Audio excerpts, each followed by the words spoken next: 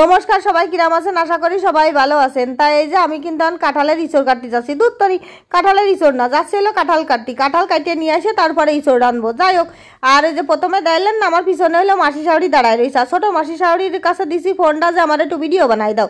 তা মাসি শাশুড়িরা কিন্তু এরম করেই জব্দ করতেছি। কিরামে জব্দ করেছি যে এখন বৌমার কথাই উঠতিছে আর বসতিছে সব কটা মাসি শাশুড়ি আর কি।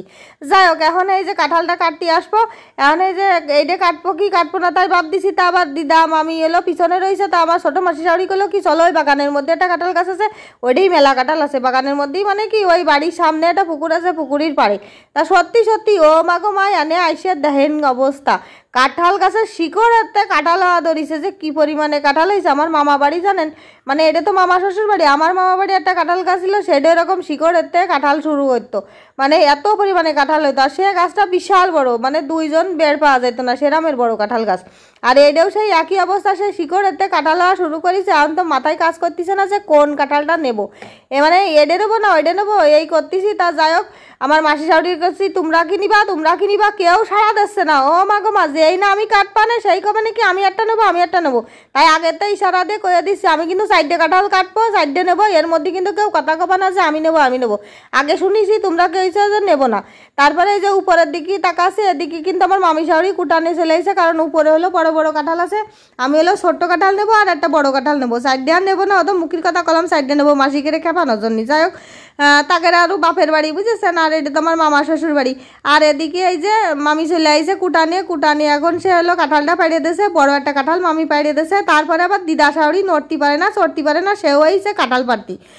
আরে বাবারে বাবা, থুততুরি বুড়ি আইসে কয় কি যে হইলো আমু একটা কাঁঠাল পাড়িয়ে দিই, নাতি বউরা একটা হাতে করে কাঁঠাল দেবো। ও বাবা গো বাবা, তা চলি আসো মামির কাটায় গেলে এখন দিদাও চলে আসবে না, দেখবেন সে নড়তে পারতেছে না। ভাগ্যিস কাঁঠালটা কাটি যে ঘাড়ের পরে ফেলিনি, আপনাকে দেওয়া ছেড়ে দেন। কাঁঠাল কাটার অ্যাকশন কি করলাম না, নড়তে পারে না চড়তে পারে না, উনি হয়েছে কাঁঠাল কাটতি। কাঁঠালে পুষ আসতে দেখেছেন কেরাম করে ওই দেশে ফেলাইয়ে নিজের পার পরে সে পা কানটা খুলে উঠিছে। আমি বললাম নাও শখ করে নাতি বউরে কাঁঠাল খাওয়া দিয়েছো কাইটে নাও, এইবার পার পরে ফেলাইছো তো বুঝে না ঠেলা। যাক, পরে আমি একখান কাঁঠাল কাটলাম, এই কাঁঠাল খান আবার মাসি শাশুড়ি করলো কি যে আমি নিবা না। আমি করছি ঠিক আছে নিয়ে যাই না। যাই হোক, এখন কুটা কাঁঠাল মানে যা যা নিয়ে আইছি গুছাই গাছাই সব আবার বাড়ির দিক নিয়ে যাব। আর এখন এই যে কাঁঠাল কাটা তো শেষ হয়ে গেছে, নিচে এই যে পড়ে রয়েছে মোট 3টে কাঁঠাল কাটা হয়েছে। আমি 2টো নিয়ে আসবো, আর একটা হইলো আমার ছোটো মাসি শাশুড়ি নেবে। বড় মাসি শাশুড়িকে মেয়ের কাঁঠাল আছে, মানে মেলা কাঁঠাল আছে, সেই জন্যই মাসি শাশুড়ি আর কাঁঠাল নেবে না। আমি কিন্তু কাঁঠাল 2টো হাতে নিয়ে বাড়ি চলে যাচ্ছি। বাড়ি মানে কি মামা শ্বশুর বাড়ি যাচ্ছি, এখন ওই জায়গাতে থুবানে তারপরে সন্ধ্যের সময় বাড়ি যাবানে। ওই যে আমার দিদা শাশুড়ি তো আস্তে আস্তে আটতেছে, কারণ পার পরে তার কিন্তু কাঁঠালটা পড়িছে। তা যাই হোক, ওই যে আমি এখন পিছনে পড়ে গেছি, দিদা তো তাও আস্তে আস্তে করে সামনে আগে গেছে। আর এই যে কাঁঠালের হলো বুটা দিয়ে কিন্তু আঠা পড়তেছে, আঠাটা ভালো করে কাগজে ভেসাতে হবে, না নিয়ে যেতে গেলে শাড়ি কাপড়ে জড়াবে না, ওই জন্যই। যাই হোক, আমার এই ভিডিওটা যদি আপনাদের কাছে ভালো লাগে থাকে তাহলে কিন্তু অবশ্যই একখান লাইক কমেন্ট আর সাবস্ক্রাইব করবেন।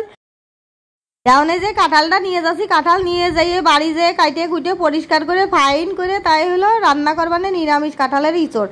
আর রান্না করে আবার মামা বাড়ি একটুখানি পাঠাই দিবানে, বুঝেছেন। যাই হোক, সবাই ভালো থাকবেন, টাটা।